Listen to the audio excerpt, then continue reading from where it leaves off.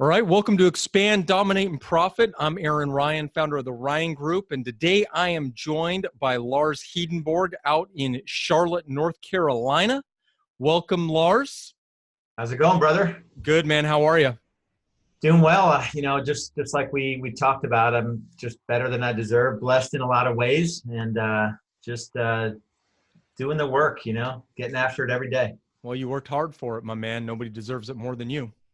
Yeah, I appreciate that. Absolutely. So, Lars, you're in coaching of real estate agents as well as running a super successful real estate team out there in North Carolina, right? So, Yeah. Lars, why don't we go back to the start, right? Because you were in real estate first before you were in coaching. Yeah, I mean, I got into real estate. I was an investor, and I got into real estate in like March 2007 is kind of when I got in. The market shifted significantly here in Charlotte in June 2007, unbeknownst to most people. Then the financial end of the world 2008, and I didn't have the blessing of a good market. The market was hitting the crapper like right out of the gate for me. So. I came from a corporate background. And so I knew leverage, like I knew that I couldn't get involved in like hourly wage type tasks. And so I kind of applied that mentality out of the gate to my real estate business, hired my first assistant pretty quickly. Then I figured out real fast how to generate leads and convert those leads, mainly buyers. And I'm like, I cannot do buyers. I've got a newborn at home. I've got a wife that I want to keep happy. So I figured out how to get out of buyers, and then I figured out how to do listing marketing at a really high level and got really busy on listing appointments, and I got sick of that and built a system around that. And a couple of my buyer agents stepped over and took over the listing business, and then managing people. I'm like, man, I don't really like that either. And so I figured out how to just grow the business large enough to the point where I could afford to have, running a really sound economic model, I could afford to have those unique abilities in my life. And so we still run a high level real estate team today. And then the business coaching for real estate agents was just an offshoot. It was a painful journey. As you know, really nobody tells you exactly how to do this stuff. Yeah. And you sort of figure it out. You take all the risks. Some things work, some things don't work. You're fighting your natural God-given personality to try everything and squirrel chase. And, that leads to an empty bank account. So you're fighting best business practices. And so I struggled through all of that. And that's why I try to make it a little bit easier for folks that want to build a business worth owning in the real estate space. So that's where I focus most of my time today. Awesome. Awesome. Well, let's talk about we'll talk about the coaching here in a minute, the business building practice that you started. But, let's back up and let's talk a little bit about your core business, or your first business, I guess, right? The real estate business. So, I know you've left Remax and now you're at Keller Williams, right? Like we talked about. Yep. They're big into the expansion model right now. That seems to be the buzzword over there at KW is expansion, right? So I guess, have you bought into that at all? Are you expanding into other areas outside of Charlotte, or are you kind of just focusing right there in your central market? No, it's funny. As you're talking, I see my daughter getting dropped off out front of my home. Oh, and nice.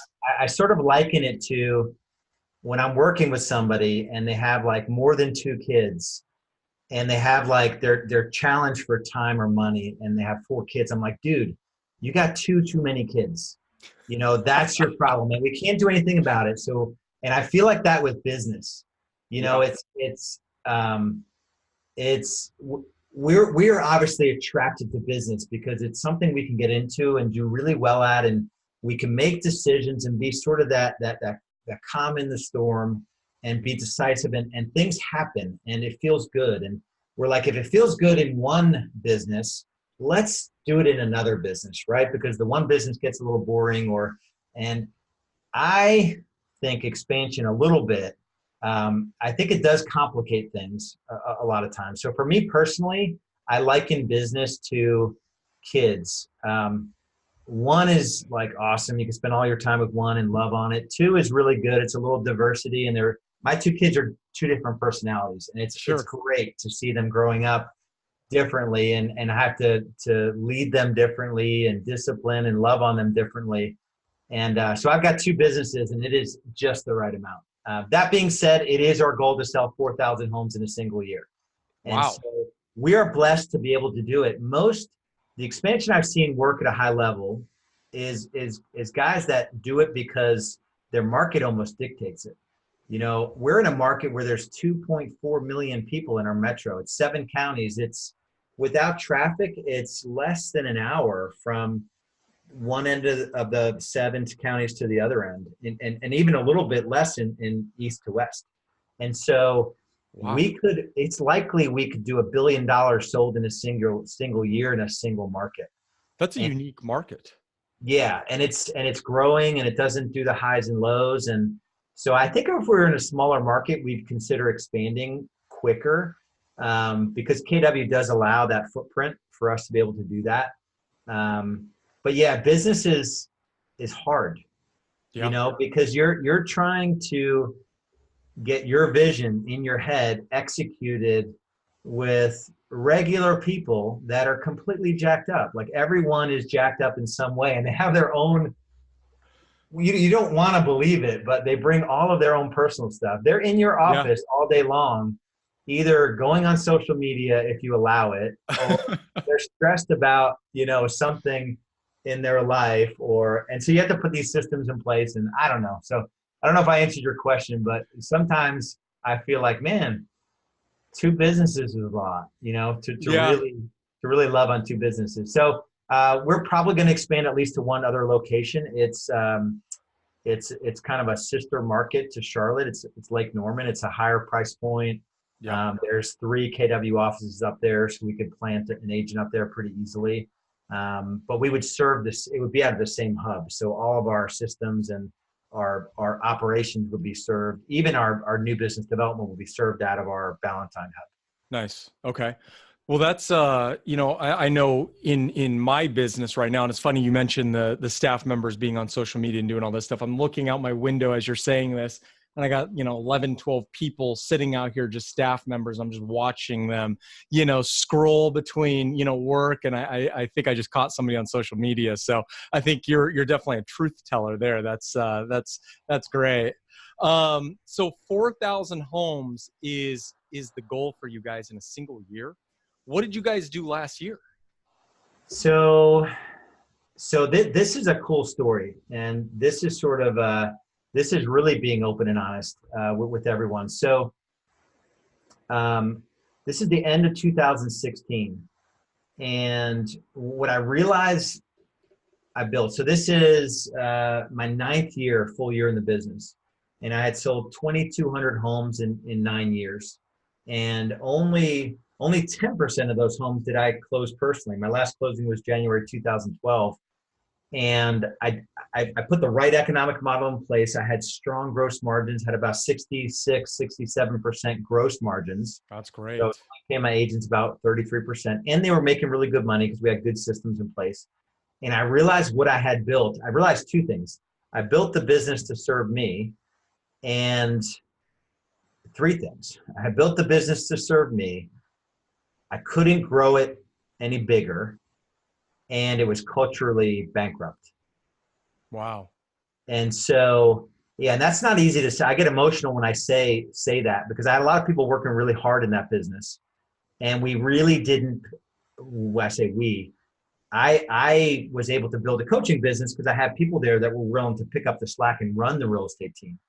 And as a result of doing that, as a result of taking my eye off that one business, the culture slipped to a point where I already knew it wasn't scalable. Like, I didn't build it with a tight culture. I didn't build it in a way where we could go to 1,200 sides. From our best year, we did 453 sides Okay. in the Lars group. And it was the Lars group.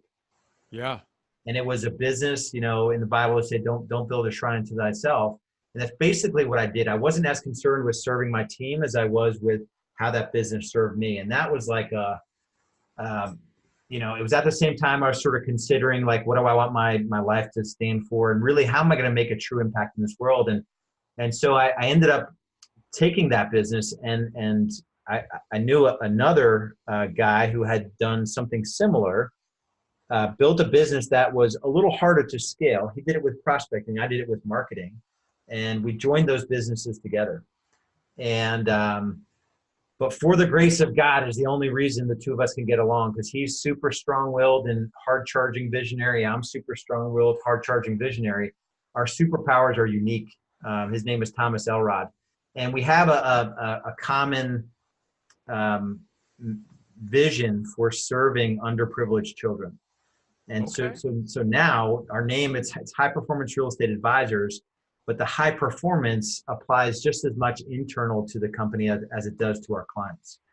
And so now we live and breathe our core values. Like if you're not, hustling, working hard, accountable, disciplined, growth mindset, team player, positive attitude, doing the right thing, you're just not going to be in our world. And we have no exceptions. And so what we have now is scalable.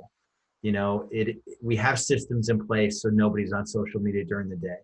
We know every hour of the day how many appointments we're setting. And, we know our team is going to be in at 7:29 to pray and role play before they get on the phones at 8:00. And then they take a break at 8:50. They get back on at 9:00 and they do a 50-10 cadence for the first 3 hours. So not easy to do. I Yeah. don't recommend it for everybody. I took a 23-person team at the end of 2016, and 18 months later, of that team, there's one person left besides me. Wow. Yeah, and nobody would have done that. Nobody would have done what I've done. And I remember thinking, and I talked to my current business partner. I said, "Hey, dude, if it's only me in 3 months, are we still cool with this?" And I was comfortable with it because I knew we're building this bigger thing, and he was okay with it. And it just so turns out that 18 months later, there's one person. 6 months in, there was only 2 people from my team. Wow. And same thing with his team was smaller, so there was some turnover there. And now we're 23 again. We'll do our budget's 3.25 million this year. We'll probably hit 3.4 million GCI. We've got pretty aggressive goals in terms of growth. We want to do over 700 units in 2020. We're building out a true leadership team that's way more talented than we are. So we're a little heavy on people costs. Our gross margins are even tighter. We're at 77% gross margin, Okay. which is super cool. It allows us to provide a better experience to clients. And so that's a long-winded answer to the question about what will you do, because before we merged, we were at 4.7 million collectively in GCI. Okay. So in theory, you take my business and his business and put them together, and then in actuality on the other side, you go through we took a big step back in order to get back to 3.4 this year, and then our goal next year is probably 4. We haven't set the 2019 plan, but it's probably somewhere between 4.5 and, well, not 4. Probably 4.5 will be our budget next year. We have the right people in place now. That's incredible. You answered a lot of questions, right there. I mean, your margins are incredible. You said 77%? Yeah, last time I looked, it was 78% through August. That's really good. I guess, when you look at your team, right, you said you have a 23-person team right now? Yeah, 22 or 23. We just brought on a new incubator agent. So it's at 22, 23 right now. Okay. So what are the different roles within the team? And explain maybe what an incubator agent is. Because, those of us outside of that world that, I assume that's kind of a KW term, outside of that world, might not know what an incubator agent is. Yeah, and we sort of made up that term. I don't know where we got it from. Fundamentally, the real estate industry, me as a business coach to the industry and high performance real estate advisors, we have this deeply held belief that the industry is completely broken. And I would agree. I mean that in a lot of ways. Like the traditionally successful solo agent, I know he's struggling in his marriage. I know he's not there for his kids. I know his health is not where it needs to be. I know if he has faith, he's not putting it first. I know he kicks his dog in the morning. I know he probably drinks a 6-pack at night. Like all these things, conjure up in my mind about what I know to be true in our industry. So we're building the thing out in a way where whatever we want to give agents a path so 81% don't opt out before their second renewal. Yeah. That's just a stat. We can't Yep. It is what it is, right? Why does it happen? It's because the industry doesn't set them up for success. So we have an 8-week incubator program where we'll pay you. You don't get upside, but we'll basically pay. It's $2,500 a month for 2 months, and Okay. we by the 5th week, you well you're on the phones by the 8th day, but by the 5th week you're on the clock to hit a hurdle to be able to graduate and stay on the team. And then typically we'll keep you in inside sales until you have 20 Mets in a 4-week period. Okay. So Then you 5. graduate to showing agent, then you graduate to buyer agent, and then you can be a lead agent. Wow. Okay. So Yeah. tell us about, lead agents, kind of the breakdown of the sales team. How does that work kind of as they're running up the ladder? How do you structure that? Yeah. So our biggest struggle to growth is getting folks that we can train up quick enough. So if I were to design, if you were new to the real estate industry and you gave me enough grace to trust me with your career development, which nobody freaking does when they get their license. Yeah. But just they think they could go out and sell as much real estate as long. But let's just say you actually trusted me. I would have you 6 months in inside sales. I'd have you 6 months as a showing agent. I'd have you 12 months as a buyer agent. And so that's the 24-month cycle that we want someone to be on before they can become a lead agent. A lead agent is you're mainly working with listings and you're working with the buyers that come off those listings. So it's easy buyer business. We have showing agents, so nobody shows homes except our showing agents. And we've done probably a little bit more dissecting of the real estate agent's job than most teams. And we're doing it because we think there's a better client experience, right? We think showing agents are a better option for buyers than a busy buyer agent that you have to work around their schedule. Yeah. So we only have, going into, as we sit here now, we have 3 lead agents that will do 3.4 million of real estate. Wow. Is that 3.4 million between the of, three of uh, them? of GCI between the 3 of them. Wow. That's And so great. it's not a traditional model. That's why we're able to, they get paid really good money to do what they do. So if you take 78% of that, you can, or 22% of that, you can figure out what those 3 agents are making. Yeah, absolutely. And it's split between 3 agents. It's good pay because they have inside sales, because they have, showing agents. They have our transaction coordinator keeps them out of the transaction. Like, I'm going to negotiate repairs. I'm going to negotiate appraisal issues. I'm going to attend closing. I'm going to love on them more than you could anyway, because you're a salesperson. You really don't love your clients, Yeah. right? Yeah. If you're honest and you hire a salesperson, they want to get the next commission check. Yeah. They want to get it in their contract. They don't want to love on you until closing. Absolutely. So we've got a few showing agents. We've got 2 that are graduating to buyer's agents. We've got 5 in inside sales. We've got an inside sales manager. We've got 3 in marketing. We've got an ops manager, probably 5 people under operations. And then we've got outside sales has the 3 lead agents. I'm trying to think of, and then our ops person covers finance, and we've got a front desk person, a couple runners, and a couple VAs. That's pretty much the makeup of the team. Okay. So as a lead agent on your team, what does their day-to-day look like? I mean, what are they responsible for running a sales team? Are they training people? What is that lead agent, because I think that's intriguing. Yeah, well, yeah. So I probably confused people when I said it that way. So there are senior agents. They're not leading other people. Okay. Gotcha. Yeah. So it's the person that we basically own their calendar. We would like for them to prospect their past clients in SOI. Yeah. If we're doing our job on the front end, we own 9, 12, 3, and 6 p.m. Monday through Friday with 4 weekend slots. And Okay. so we're just filling their calendar with listing appointments and buyer consults. And, they're paid to convert those set appointments, the met appointments into loyal clients. And then a showing agent takes over or a listing client care takes over. So they just have a little slice of the pie. Okay. Okay. So when we talk about, I guess the commissions and the little slices of the pie, how do you break down with that many people kind of, working their way up in the system? how do you structure, compensation for agents, in that model?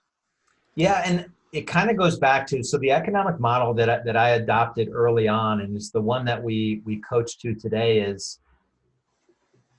it's the same whatever level you're at. And so roughly your overhead or the expenses you'll have as a real estate agent are, it's advertising, marketing, lead generation is one Yep. bucket.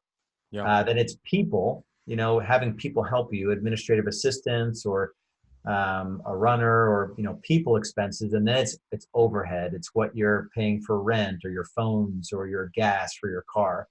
And those three buckets, when you look at GCI, let's say you do 100,000 in GCI, 10 to 12,000 or 10 to 12% should go to lead gen advertising. Yep.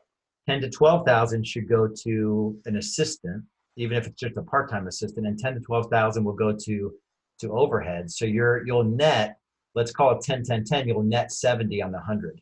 Yeah. So when you go to a million, usually there's other agents involved. So you're paying your agents, and that's your cost of sales. And let's say in $1 million business, you're still doing 600,000 of the production, and your agents are doing 400, but you pay them 50-50. So you're paying, your cost of sales is 200, your gross margin's 800, but on the million, you're still spending 100,000, 100,000, and 100,000. So on the 800,000, you're paying 300,000 of expenses, and you have 500,000 net profit. Yeah. And that's the model that we follow. That's what we coach to at every level.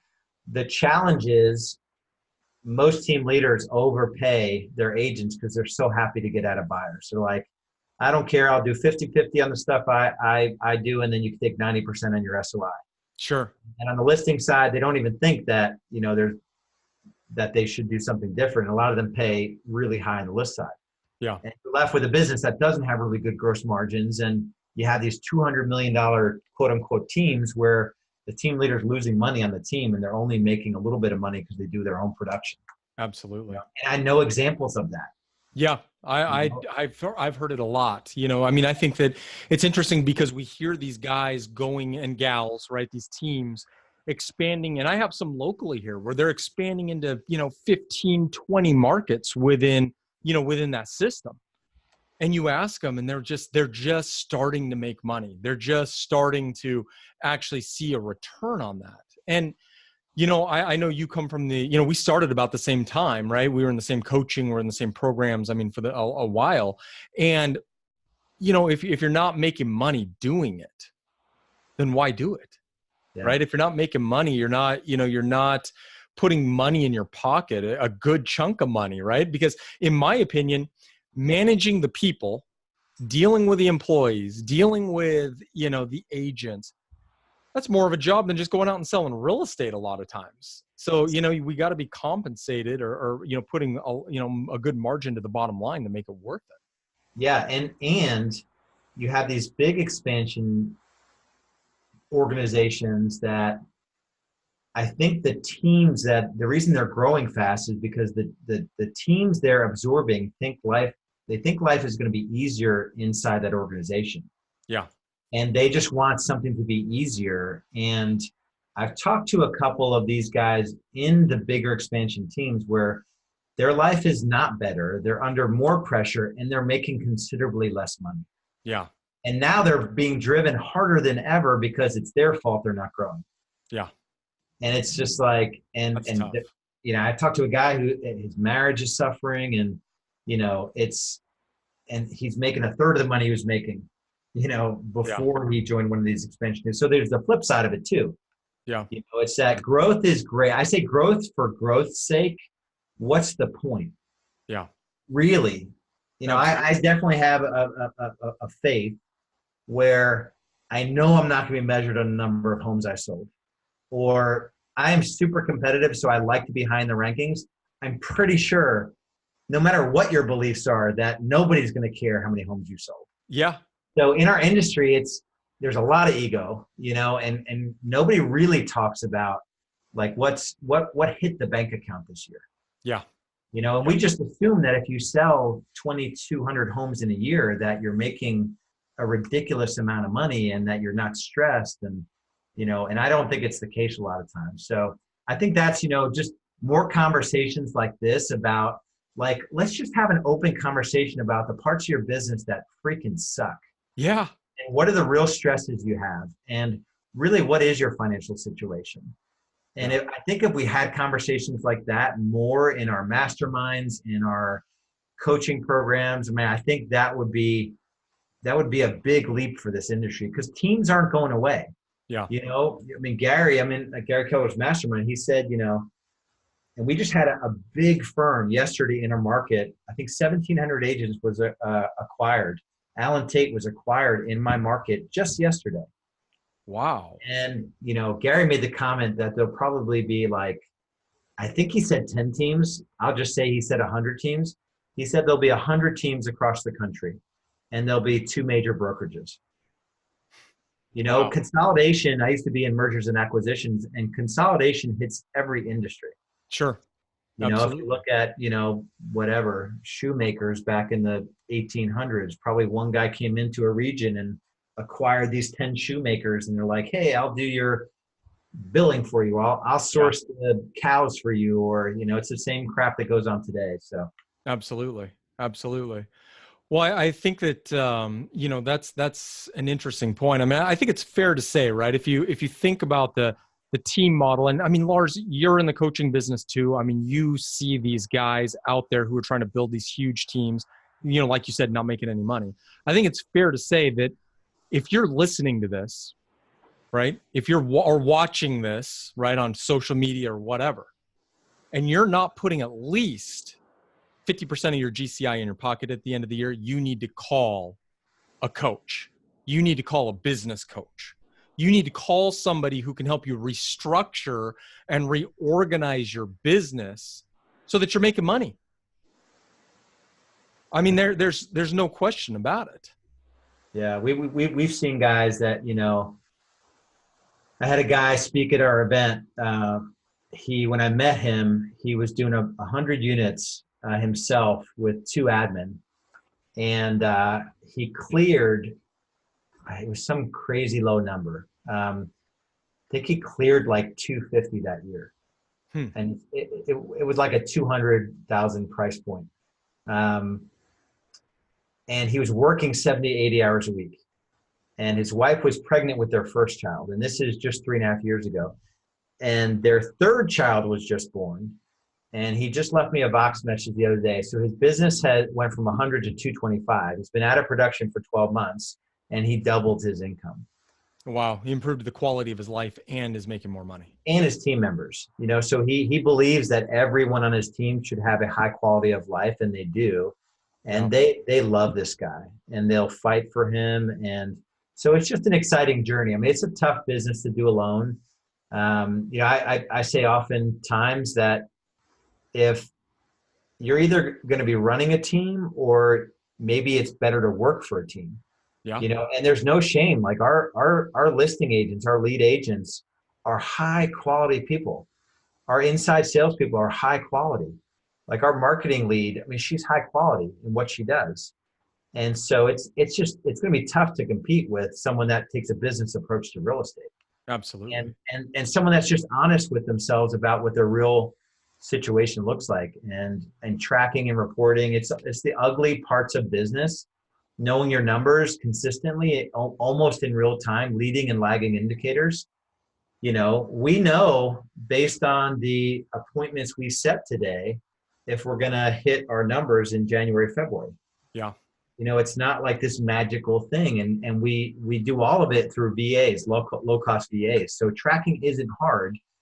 It's just that usually people that are attracted to real estate don't have that side of their brain. So they need someone that's already done it ahead of them that can just help them through it. So Absolutely. yeah. Well, Lars, I mean, that's kind of a good point, right? Because the other side of your business and the other side of your life is your real estate coaching business, right? So Real Estate B School, right? That's what it's called? Yep, that's it. Okay. Tell us about Real Estate B School, kind of the segment of the market that you serve through Real Estate B School. Let's start there. Yeah, and I mean, when I think about Real Estate B School, and now we've got 5.5 years behind us in terms of when I first started. I mean, like I did in real estate, I just decided to do it, and I thought it was a great idea, and it was going to be awesome. And so, needless to say, I've learned a lot in 5.5 years in terms of how to take what I suffered through and make it easier for people that come behind me. It's for top producing agents. So we're not good at working with an agent that just got their license and they're trying to figure out how to sell a home a month. We work really well with someone who is really busy. They probably don't have many systems in place. They probably have one assistant and they don't really know how to help that person build systems that can help them scale. Or we work well with small teams or larger teams that are just sideways and they don't have any tracking in place. They don't have structure or accountability. They can't scale it beyond what they were able to do to get to that point. And we help them basically, it's all about sustainable systems and empowered people. So we help you put sustainable systems into your business, and everything is a system in your business if it has to be repeated, once or twice a week, right? If you do it 8 to 10 times a month, let alone 10 times every day, you got to put a system in place where you can pay someone as little as $4 an hour in India or the Philippines to as much as our lead agents will get paid $75 to $90 an hour. And they work a lot of hours. So they can make multiple six figures. So you need to design your business in a way where you can have sustainable systems and empower people so that you can have,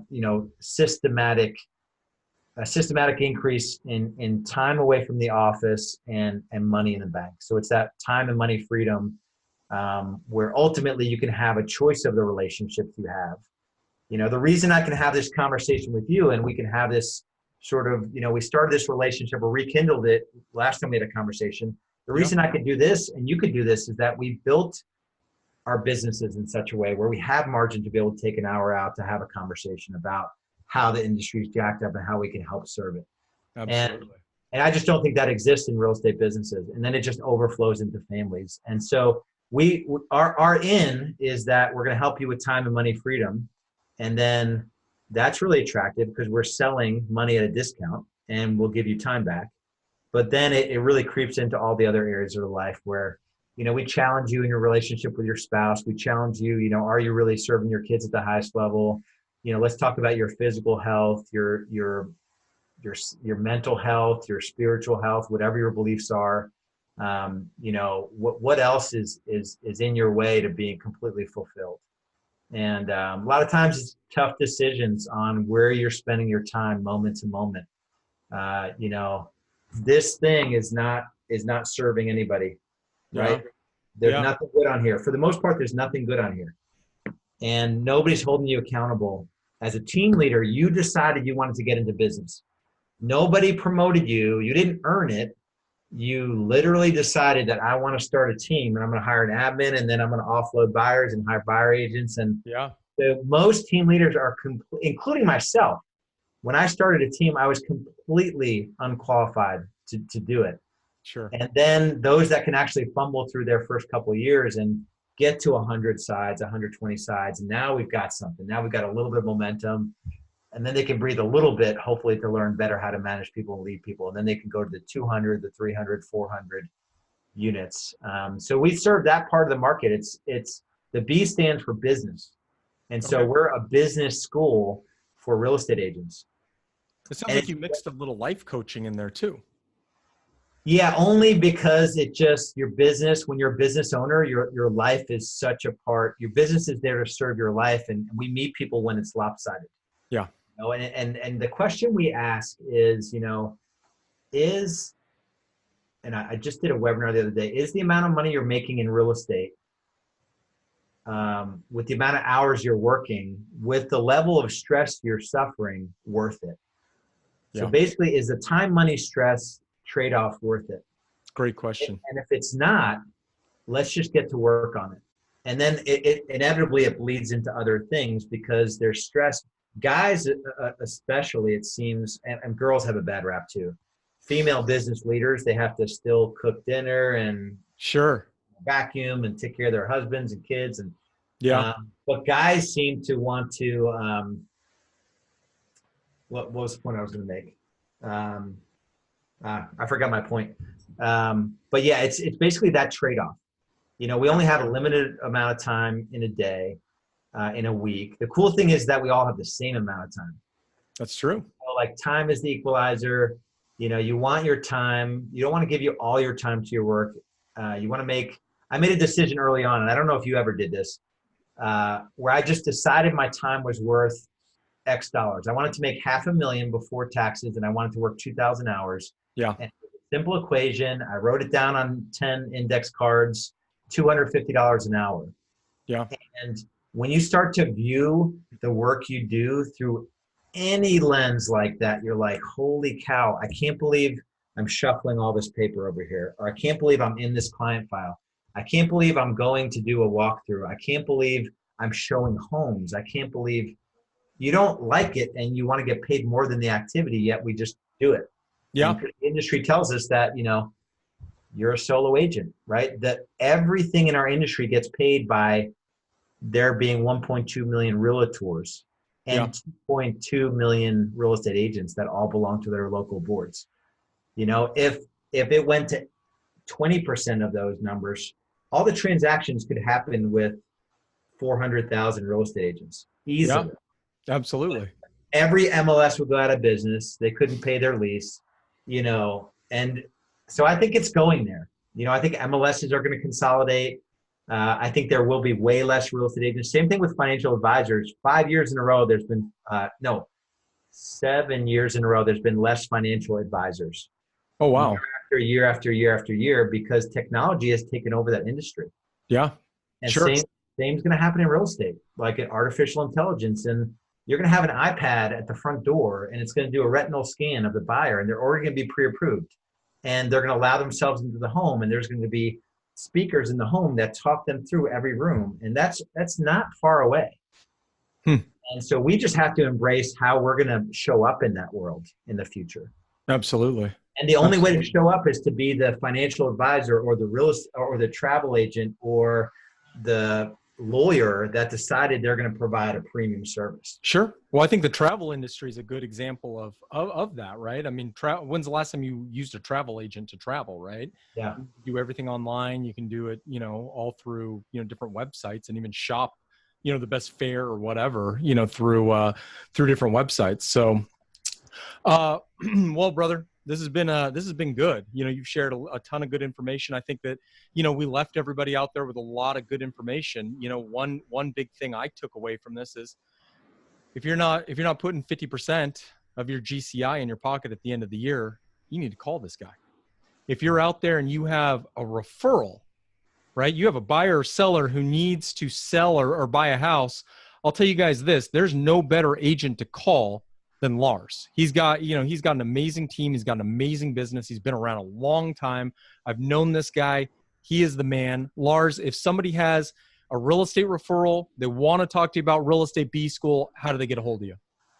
I probably, you know, the only, you're either going to be a fit in our community or not, you know, so I would say just go to Real Estate B School. There's an obvious, you know, call to action on the site.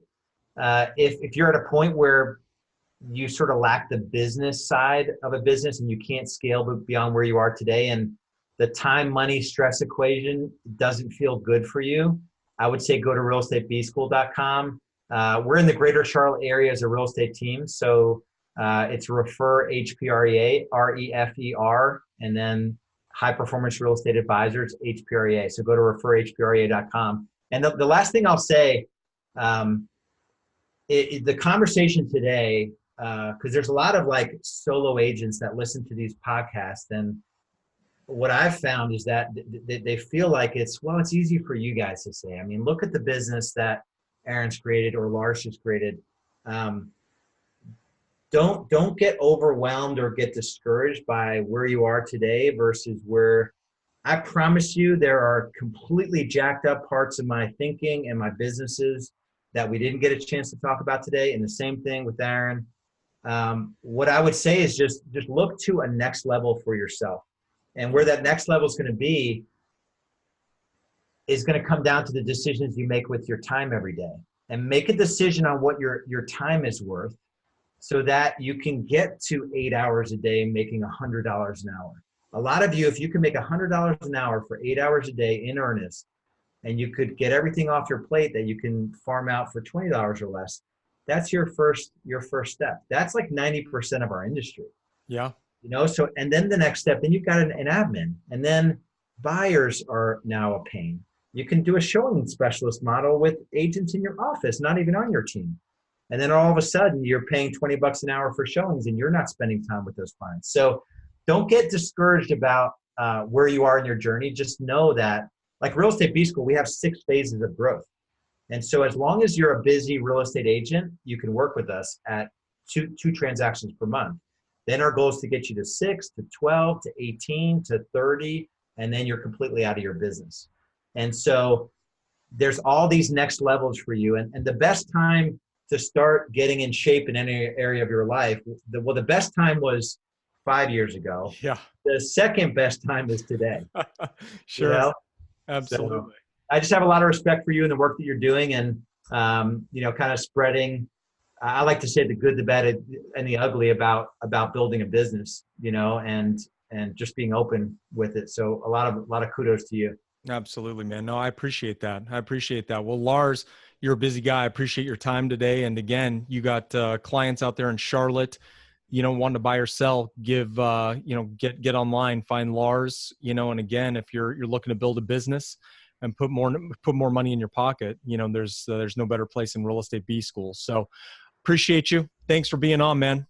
Awesome. Thanks, brother. Bye.